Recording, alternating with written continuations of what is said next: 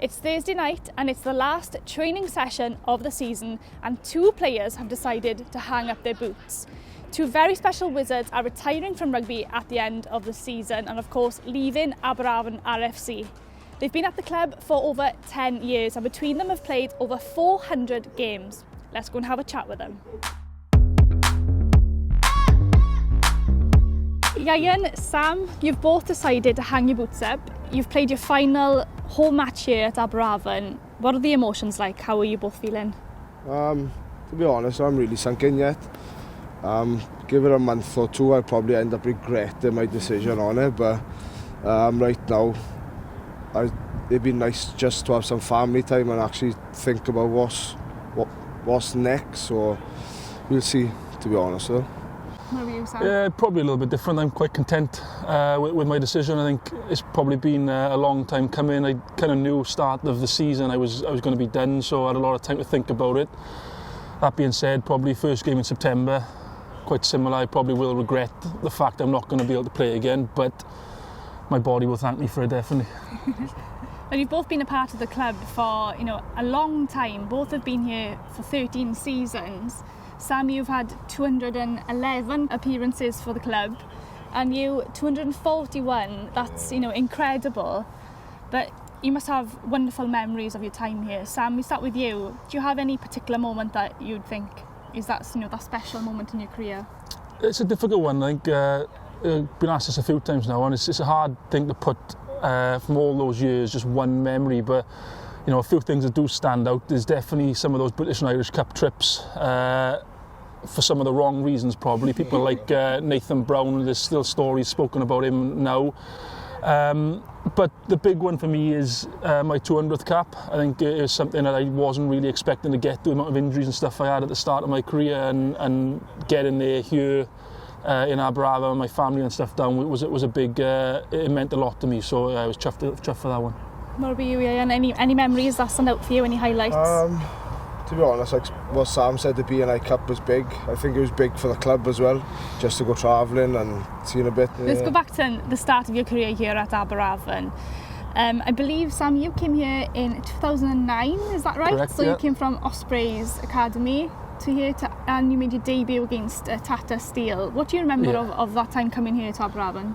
It was a surreal changing room, if I'm honest. It's very different than what it is now. I come in, I was 18 years old, blonde highlights, walked into a changing room full of absolute monsters of Lloyd, Tony, Bud, George, Gitz, and they're a different breed of rugby players than what you see now. There's a lot more pretty boys in that changing room compared to what I walked into. So it was a very daunting place to walk into. A lot of people who've in their own right hit some huge milestones in the Premiership. Someone like Jamie being the highest point scorer, Cart most tries, George most caps. Those types of players are kind of it was a real eye opener coming to a place like this to meet characters like that in the game, and it probably put some years on me quite quickly. And there was, of course, like a familiar face here. Simon King taught you at Pencoed. Yeah. What was he? What role did he kind of play in your time here at Aberavon? Look, King, he's a great character. He's been around the game for ages, and was a big part of my rugby career through school.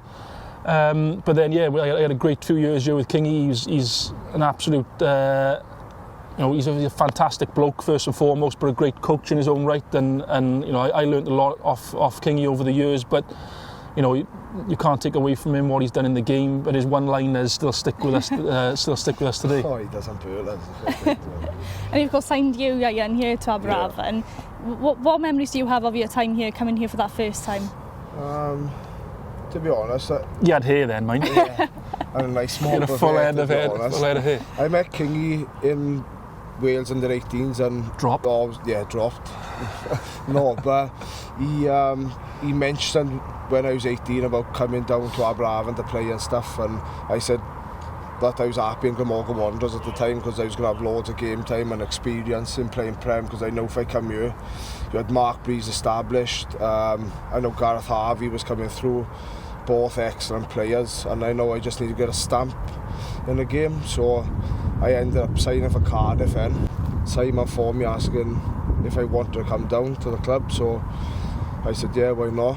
And then there's just so many memories here and stuff. It was it's an home, it's a family club, and that's something that I've always wanted, is a family club. So yeah, I made the right decision in the end after all.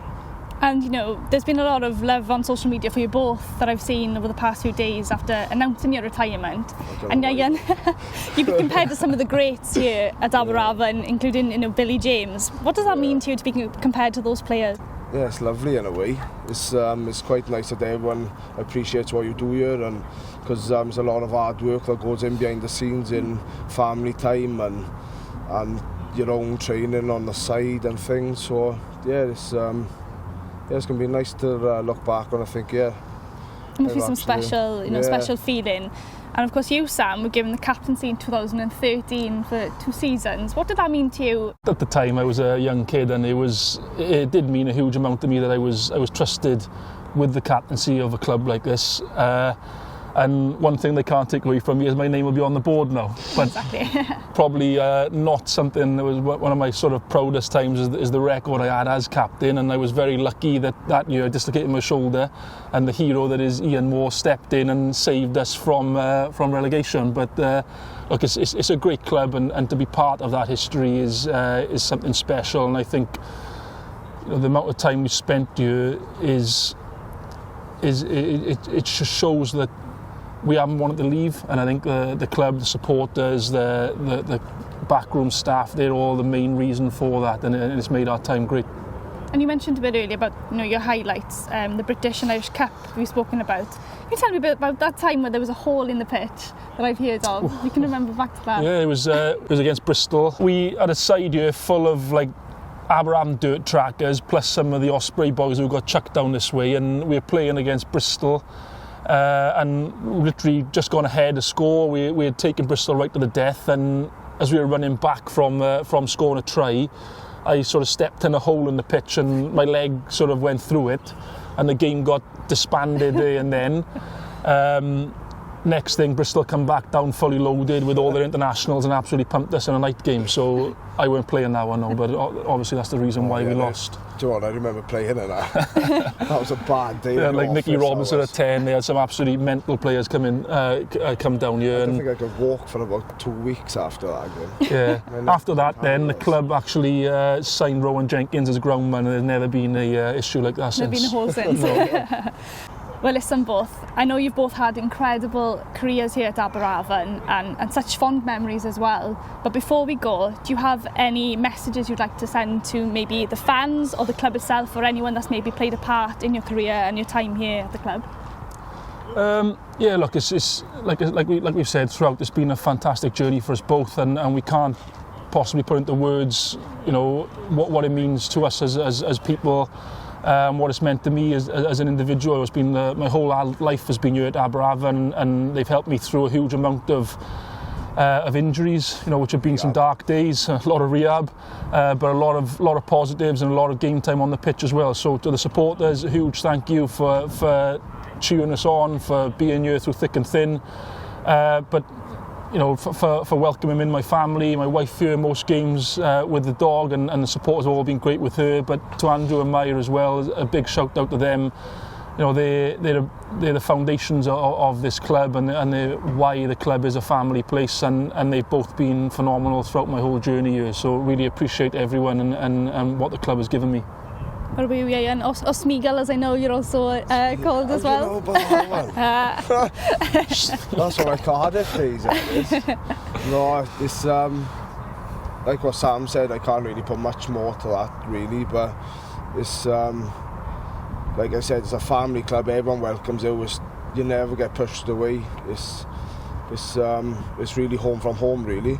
But just a massive thank you to everyone, especially Andrew, John and Maya. They've done a lot for me over the years. So, especially the coach and staff, the physios. I haven't picked up as many injuries as Sam, but I've been through quite a few physios, yeah. So it's too many of them to mention individually. I'm quite fortunate in that way, but just a massive thank you to everyone. Well, thank you both for joining me for this farewell chat, I suppose you could call it. But good luck to you both in whatever plans you have next. Thank you very much. Thank you.